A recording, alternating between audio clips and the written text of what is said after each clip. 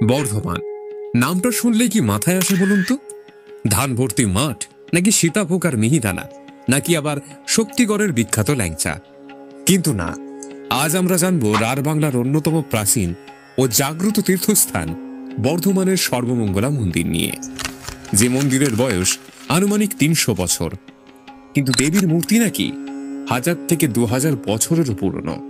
এই মন্দিরের গভীরে লুকিয়ে থাকা অজানা ইতিহাস, লৌকিক ঘটনা আর কিংবদন্তিগুলো কি, আসুন তবে জেনে নিই।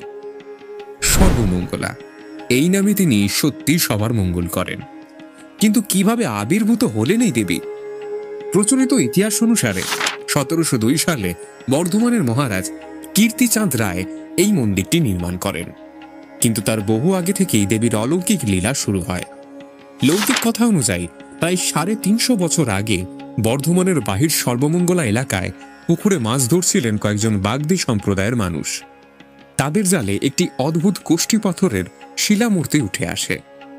আরও আশ্চর্যের বিষয়, স্থানীয় চুন তৈরির কারখানায় শামুক গুগলি থেতো করার কাজে এই পাথর ব্যবহার করা হতো, কারণ জেলেরা জানত না এটি একটি মূর্তি।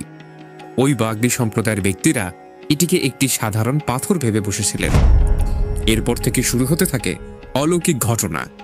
এই শিলামূর্তিটিকে চুনের ভাটায় পোড়ানো হলেও মূর্তির কোনো ক্ষতি হয়নি।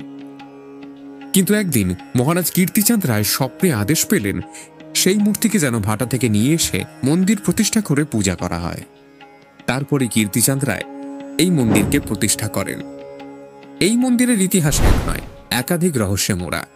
অনেকের মতে এই স্থানটি ৫১ সতীপীঠের অন্যতম শক্তিপীঠ, যেখানে দেবীর সতীর নাভি পড়েছিল।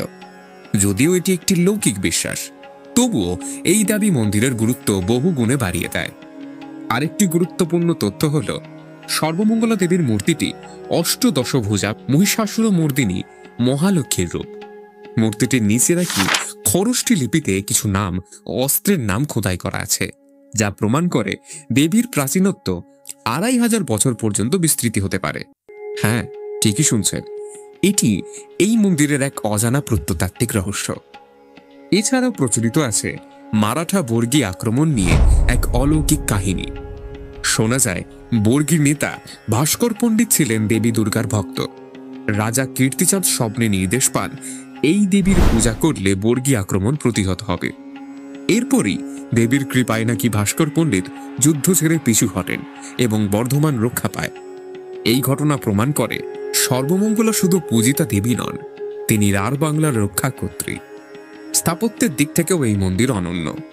এটি অবিভক্ত বাংলার প্রথম নবরত্ন মন্দির। ৯টি চূড়া ও রত্নশোভিত এই মন্দিরটি টেরাকোটার নিপুণ কারুকার্যে সুসজ্জিত, যা বাংলা স্থাপত্যের এক উজ্জ্বল নিদর্শন। মূল মন্দির ছাড়াও এখানে রয়েছে ৫টি শিব মন্দির: রামেশ্বর, কমলেশ্বর, চিত্রেশ্বর, চন্দ্রেশ্বর ও মিত্রেশ্বর।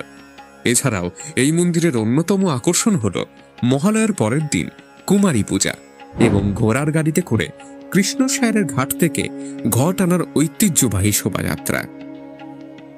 এই মন্দির ৩০০ বছরের পুরনো হলেও দেবীর উপস্থিতি প্রায় ২০০০ বছরেরও বেশি।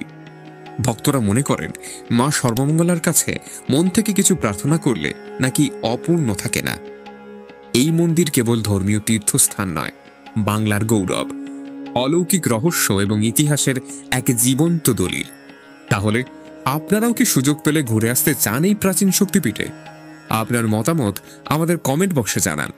ভালো লাগলে লাইক করুন, বন্ধুদের সাথে শেয়ার করুন এবং এমন আরও নতুন নতুন অজানা ফ্যাক্ট ভিডিও দেখতে আমাদের ব্রেক থ্রু বুদ্ধি বাংলাকে ফলো ও সাবস্ক্রাইব করতে ভুলবেন না।